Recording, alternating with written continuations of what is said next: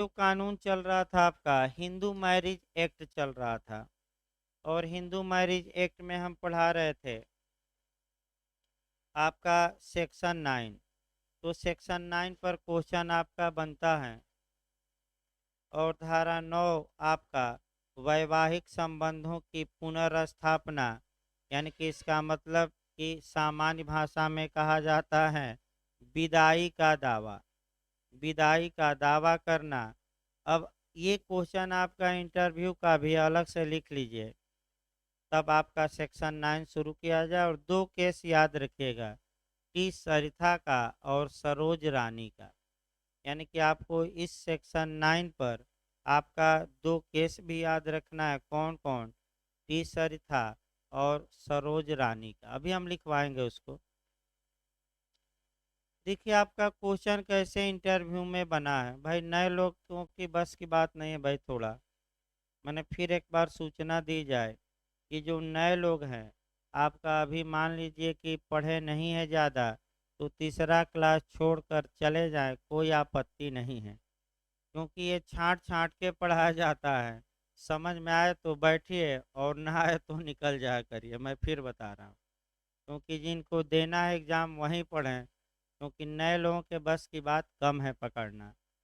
तो आपका पहला जो क्वेश्चन बनता है, आइए भाई जल्दी।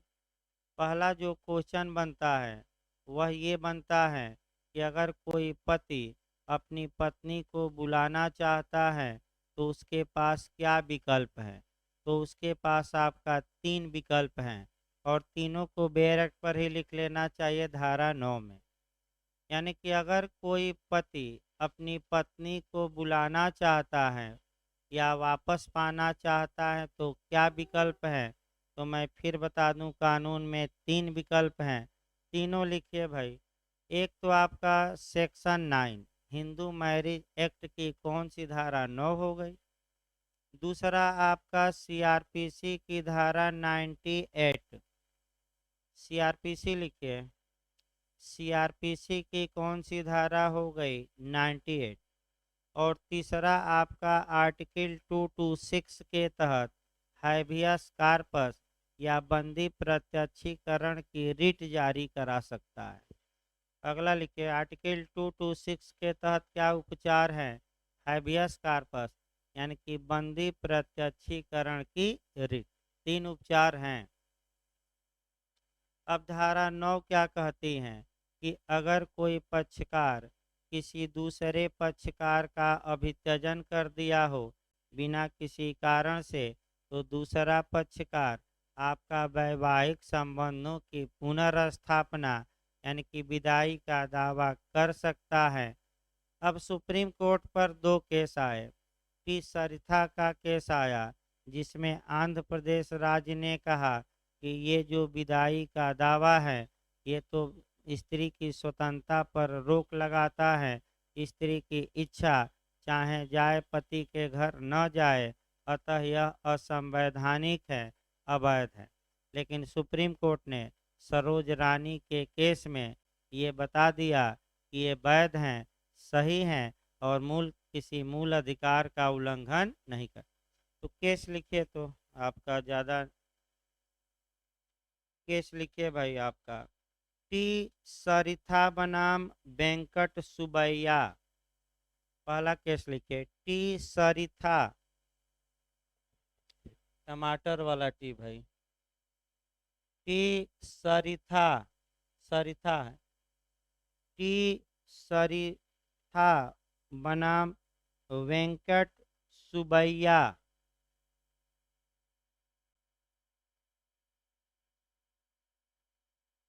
लिखिए आपका आंध्र प्रदेश हाई कोर्ट ने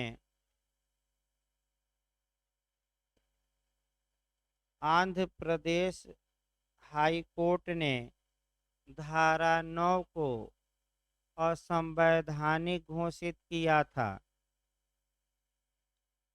आंध्र प्रदेश हाई कोर्ट ने धारा 9 को असंवैधानिक घोषित किया था। लेकिन लेकिन लगाकर इसी में लिखेगा। लेकिन सरोज रानी बनाम सुदर्शन कुमार, लेकिन सरोज रानी बनाम सुदर्शन कुमार के वाद में उच्चतम न्यायालय ने इस धारा को संवैधानिक माना। सरोज रानी, बहुत लीडिंग केस पूछा जाता है, बनाम सुदर्शन कुमार के वाद में उच्चतम न्यायालय ने इस धारा को संवैधानिक माना। माने मूल अधिकार का 14, 21 इत्यादि का उल्लंघन नहीं करती। इतना पर्याप्त है प्री के लिए भाई। आगे आइए, धारा 9 के बाद जो पढ़ी जाती है धारा 10। आ जाए, निकाल लीजिए। सेक्शन 10 में आपका क्या प्रावधान है? जुडिशियल सेपरेशन या न्यायिक पृथककरण। लिख लीजिए, धारा आपका लिख लीजिए भाई। धारा 10 में जुडिशियल सेपरेशन या न्यायिक पृथककरण का प्रावधान किया गया है।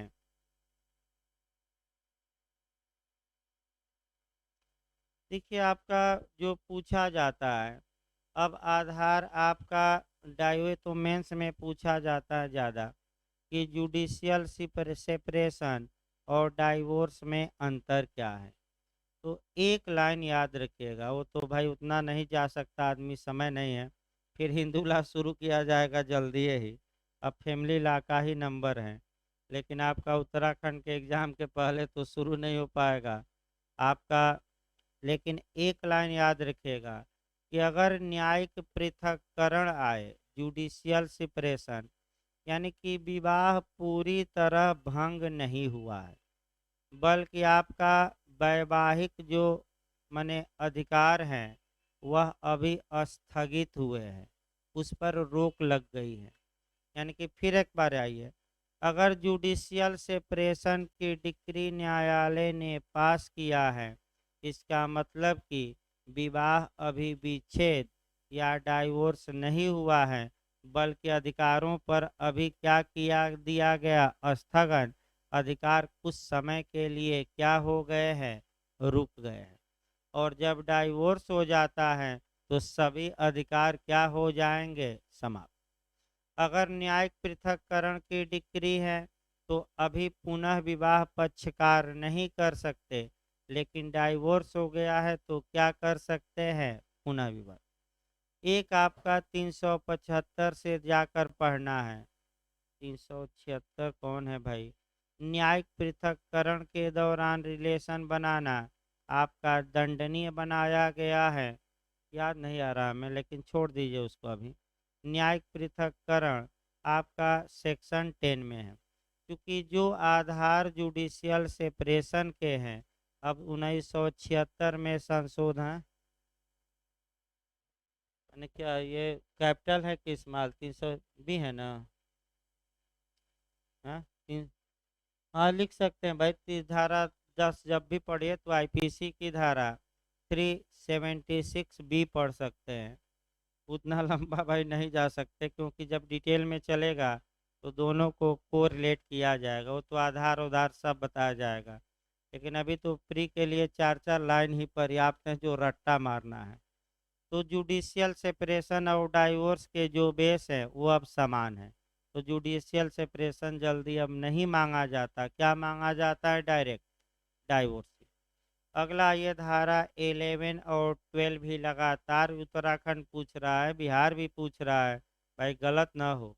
आपका जो 11 और 10 पूछ रहा है, तो पहला क्वेश्चन तो यही बनता है कि वाइड मैरिज या शून्य विवाह के बारे में आपका कहाँ प्रावधान है? तो सेक्शन 11 मारिएगा। और वाइडेबल मैरिज या शून्यकरणीय विवाह कहाँ है? तो सेक्शन 12 मारिए। शून्य विवाह प्रारंभतः शून्य होता है, उसका कोई मतलब नहीं रहता। शून्यकरणीय विवाह तब तक वैध रहता है, तब तक सही रहता है, जब तक कि न्यायालय द्वारा उसे शून्य घोषित होने की डिक्री पारित न की जाए। तो शून्य विवाह कब होगा? तो आपका धारा 5 फिर बैक हो, ये बिहार पूछा भी गया था। धारा 5 की किन किन शर्तों का उल्लंघन करने पर विवाह शून्य होगा? तो बताइए, बताया गया था ना, 1, 4, 5 भाई रट कर जाइएगा। और आपका 2 और 3 का वायलेशन करना तो वाइडेबल। वाइडेबल मतलब कि कितने पक्षकारों को विकल्प रहता है, एक की दोनों? एक। दोनों को नहीं, या तो माने विवाह या कोर्ट में जाकर क्या करे, रद्द कराए। यही तो विकल्प है। आपका बिहार जे में भी प्री में पूछा गया था कि शून्यकरणीय संविदा किसे कहते हैं, तो अंतर नहीं आएगा। चाहे शून्यकरणीय विवाह दे या शून्यकरणीय संविदा दे, नियम एक ही रहेगा कि जहाँ की एक पक्षकार को विकल्प है, या तो वह इन्फोर्स कराए कॉन्ट्रैक्ट को या क्या कराए, रद्द। तो कौन कौन से शून्यकरणीय संविदा है, क्योंकि कॉन्ट्रैक्ट भी है, तो धारा 15 वाली, धारा 16 कॉन्ट्रैक्ट, 17, 18 ये कैसी संविदाएं हैं, वाइडेबल, यानी कि प्रपीड़न। आपका धारा 15 कॉन्ट्रैक्ट, 16 में असम्य कसर, 17 में कपट, 18 में मिथ्या व्यपदेशन, रट कर जाइएगा। ये कैसी कॉन्ट्रैक्ट है, वाइड की वाइडेबल? चलिए सही बता रहे हैं भाई। तो आपका 11 तो हो ही गया भाई, शून्य शून्य आपका विवाह। आपका अब मुस्लिम लॉ में थोड़ा कोरिलेट किया जाए भाई, तब आगे बढ़ा जाए 12 पे। मुस्लिम लॉ में जो आपको कोरिलेट करना है, आपका शिया और सुन्नी संप्रदाय में अलग अंतर है। शिया संप्रदाय में आपका विवाह जो होता है वह आपका 4 प्रकार का होता है, जबकि जबकि सुन्नी विधि में नहीं, सुन्नी विधि में आपका 3 प्रकार का और शिया विधि में मुख्यतः 2 प्रकार का। अभी क्वेश्चन एक लोग उठाए थे, तो आपको मैं बता दूं कि अगर आपका पूछे, देखिए आपका बिहार जो इस बार जे में आंसर निकाला था, वह ये आपका पूछा था कि पांचवी स्त्री से किया गया विवाह क्या होगा, ऐसा ही क्वेश्चन। तो आपका सुन्नी विधि में फा आपका फासिद होगा। फासिद मने इरेगुलर, इरेगुलर मने अनियमित, यानी कि कुछ दोष हैं। जबकि शिया विधि में वह विवाह वाइड होगा। लेकिन ये नहीं दिया था कि शिया सुन्नी। तो भाई लड़के आपका अनियमित मार कर आए थे, लेकिन आयोग ने मान लिया शून्य, यानी कि शिया विधि को प्रश्रय दिया। उत्तराखंड ने माना अनियमित। तो भाई उत्तराखंड जा रहे हैं, तो जो उत्तराखंड इस विषय पर पहले फैसला दे चुका है, माने आयोग जो माना है सही वही मान कर आइए। और जो बिहार में जाइए तो किसको मार कर आइए, बिहार वाली भाषा। और उत्तराखंड जाए, क्योंकि 2-3 क्वेश्चन ऐसे हमेशा विवादित रहते हैं। भाई स्पष्ट लिखे आयोग कि शिया विधि में पूछ रहा है कि सुन्नी में, क्योंकि शिया में केवल 2 ही, या तो सही है यानी कि वैलिड या वैध, या बातिल यानी कि शून्य। और सुन्नी में 3 प्रकार हो गए, एक सही यानी कि वैध या सही, दूसरा बातिल यानी कि शून्य, और तीसरा आपका फासिद माने इरेगुलर या अनियमित। तो शिया में कितने विवाह के प्रकार हुए, 3। और नहीं, शिया में 2 और सुन्नी में 3। आगे आइए धारा 12, वाइडेबल मैरिज।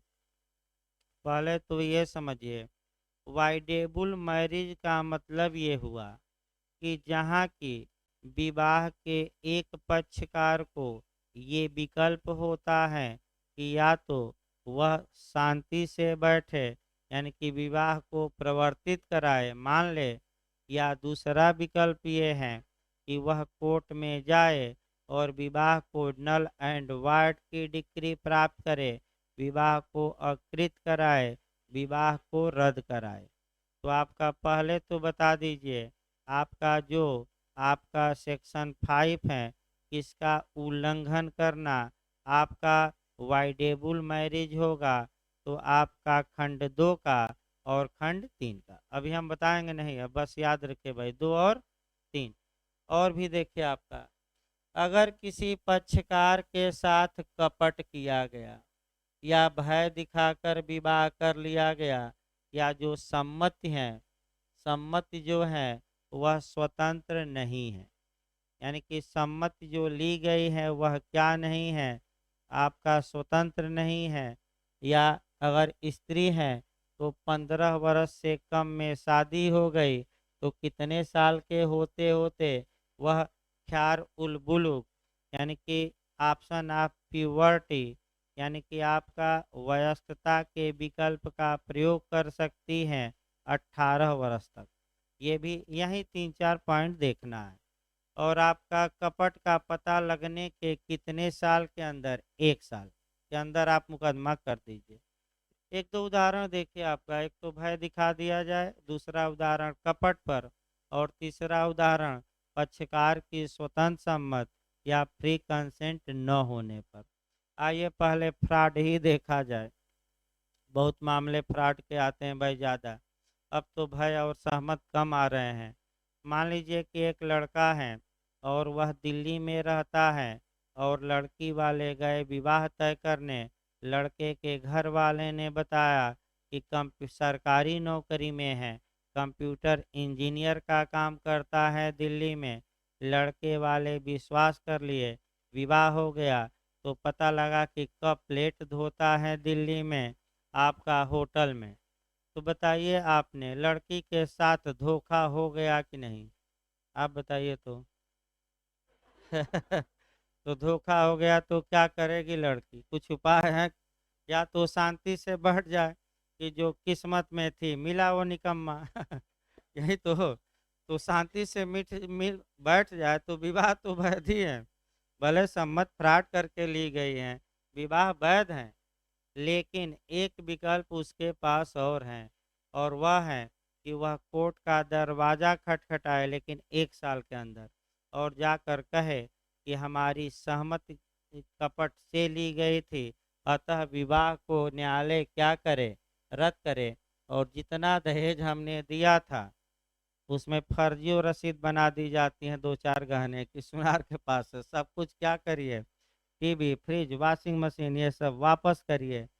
वापस करवाता है न्यायालय, ये नहीं कि नहीं करवाता। तो अंत में समझौता करना पड़ता है कि अपना ये ले लीजिए सामान, मानिए पैसा लीजिए।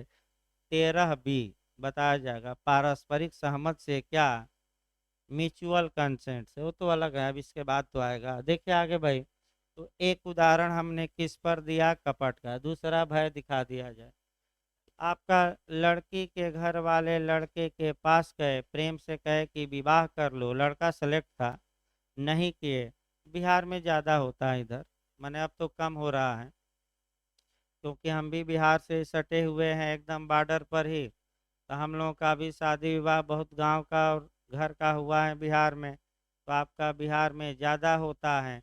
आपका गया बाराती, तो बाराती गया तो देखे लड़की वाले कि ये भी सुंदर लड़का है, तो कहे कि तुम भी शादी करो लड़की की बहन से, और नहीं करो तो ये मुंह में क्या कर देंगे, चार लेकर खड़े हो जाएंगे और कहेंगे शादी करोगे नहीं कि ऊपर जाओगे।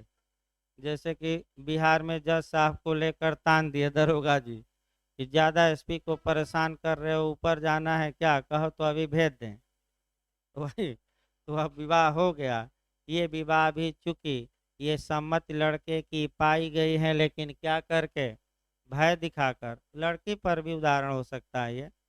आपका तमाम मामले चल रहे हैं जो विवाह हो रहे हैं कि हमें भयभीत कर दिया गया, तमाम बातें भय दिखाकर। तो अब लड़के को विकल्प मिलेगा कि वह या तो वह शांति से रहे तो सब कुछ सही है, या कोर्ट में जाकर इस विवाह को क्या कराए, रद्द। तीसरा आपका सम्मति, यानी कि अगर विवाह के किसी पक्षकार की सम्मत पोर्शन द्वारा, तो वह हो ही गया भयभीत।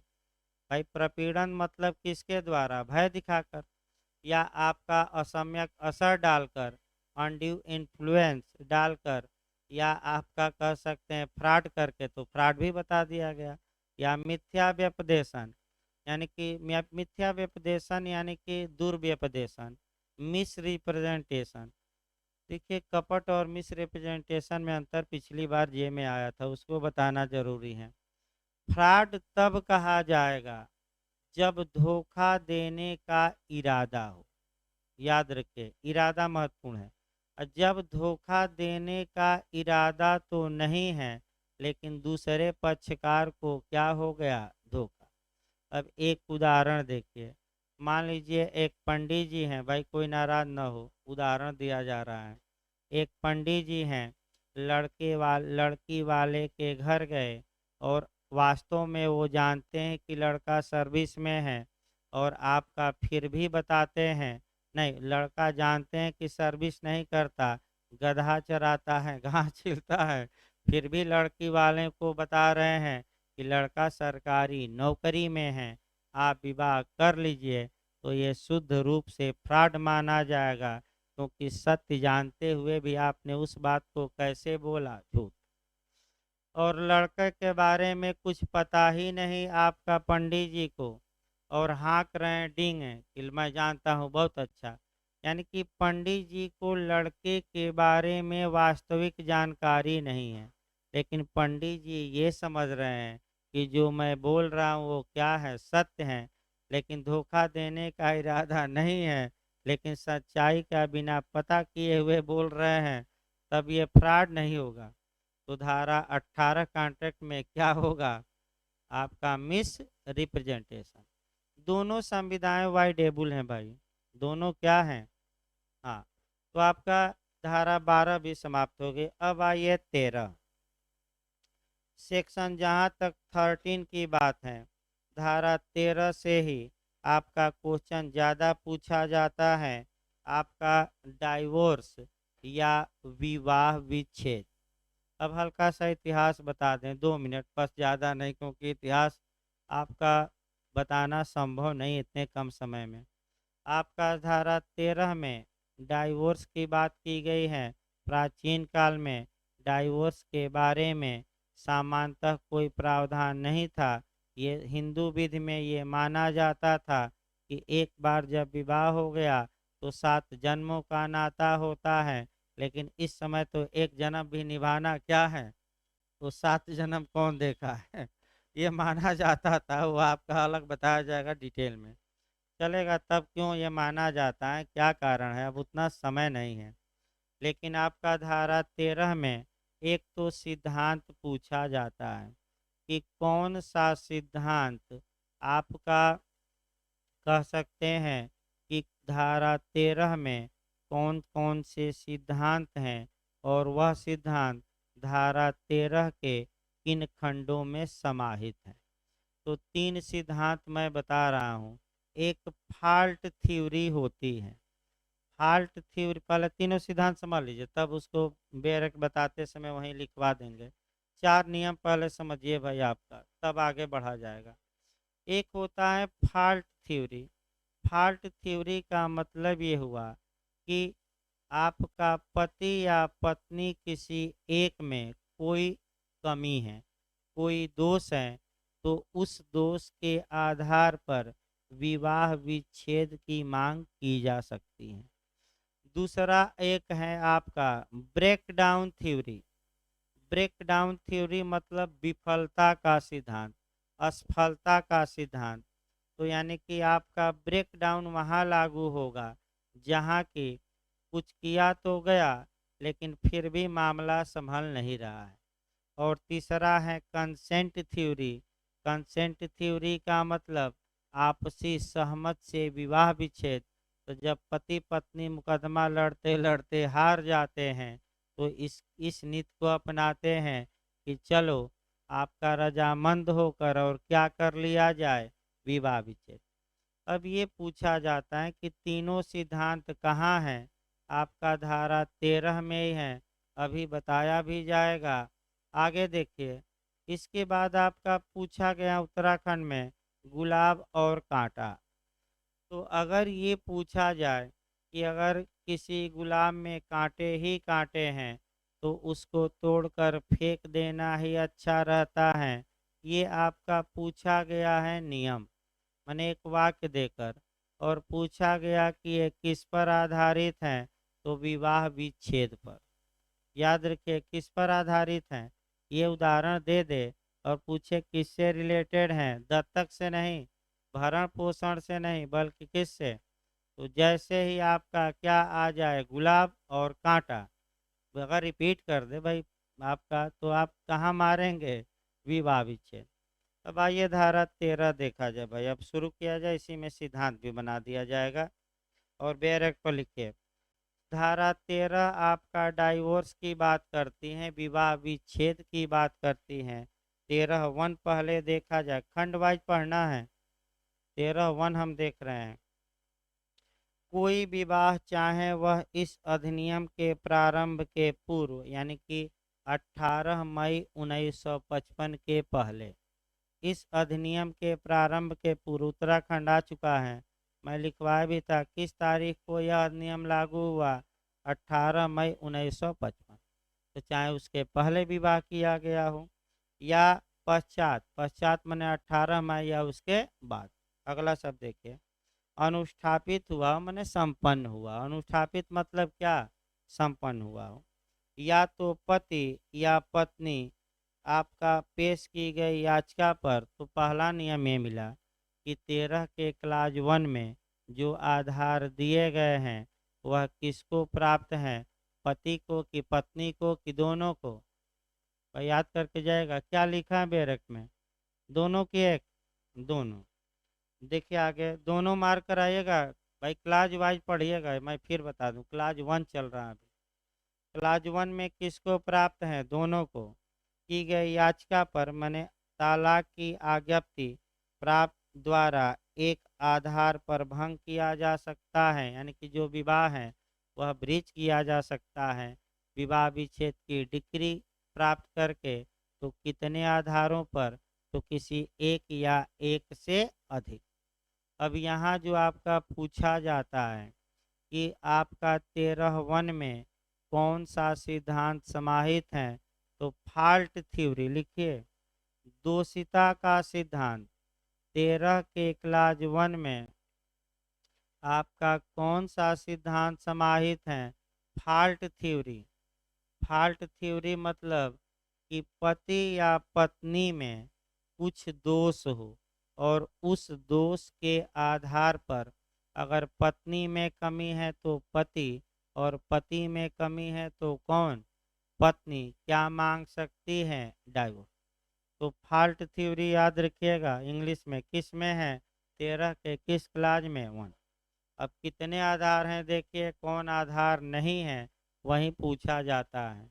तो जितने आधार है भाई रट्टा मार कर जाना है, और कौन आधार नहीं है वो तो हम बताएंगे। पहले का इसको भाई पूरा पढ़ना पड़ेगा, क्योंकि यहाँ से आपका अंदर से भी क्वेश्चन बनता है, यानी कि आपका जो पूरा पढ़ना है और अच्छे से पढ़ना है, एक दो क्वेश्चन के लिए वह आपका धारा 13 ही पढ़नी है। देखिए कह करके, दूसरे पक्षकार ने विवाह के अनुष्ठापन के पश्चात अपनी पत्नी या अपने पति से भिन्न किसी व्यक्ति के साथ स्वेच्छा मैथुन किया हो, यानी कि इसका मतलब हुआ एडल्ट्री किया हो, उसको लिख लीजिए जारता। शॉर्टकट में लिखिएगा जारता, एडल्ट्री। अभी आपका नेट में भी ये क्वेश्चन आया था कि जारता के बारे में नेट में भी पूछा गया था।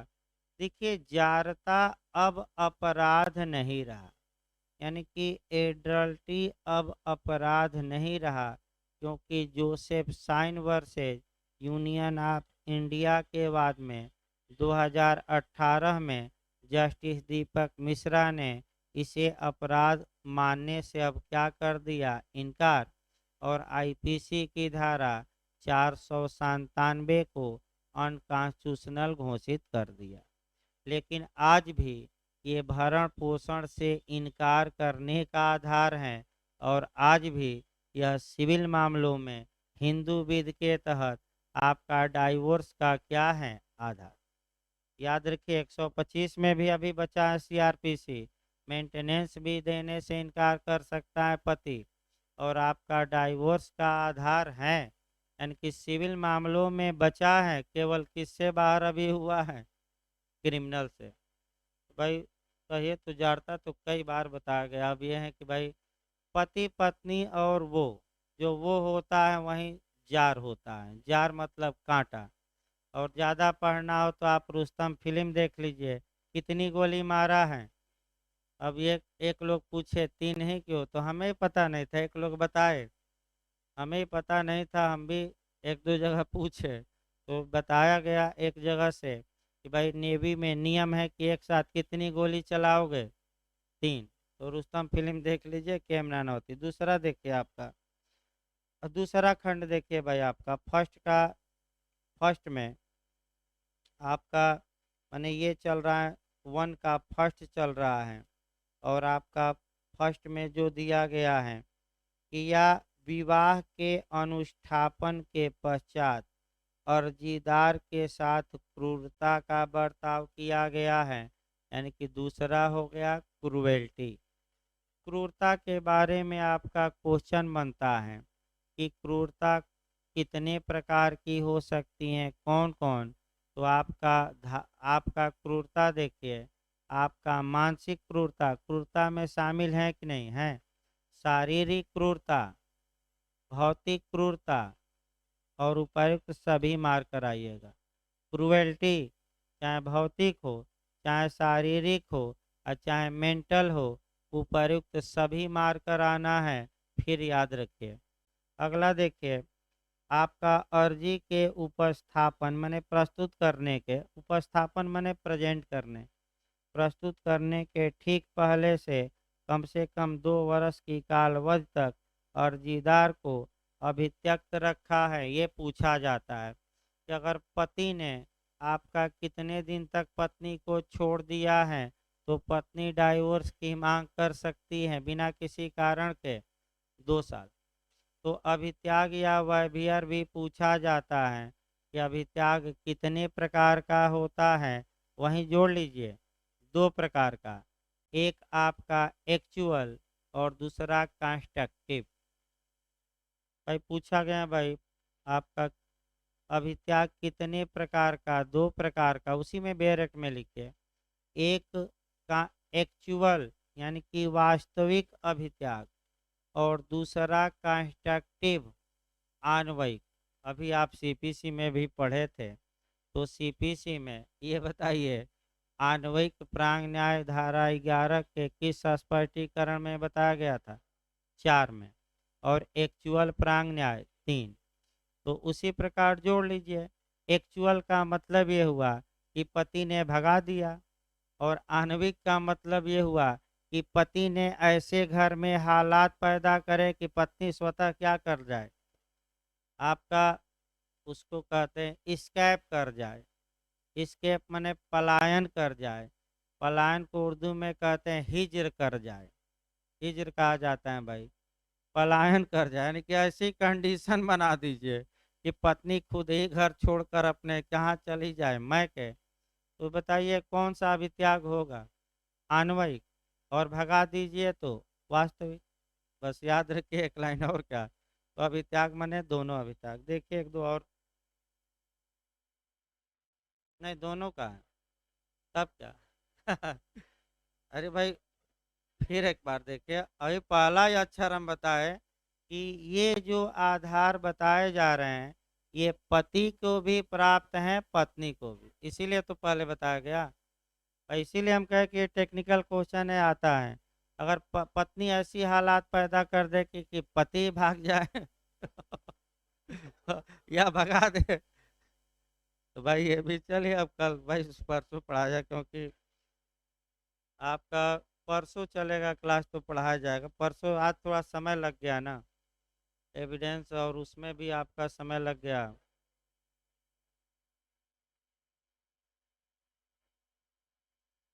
नेचर पूछा है,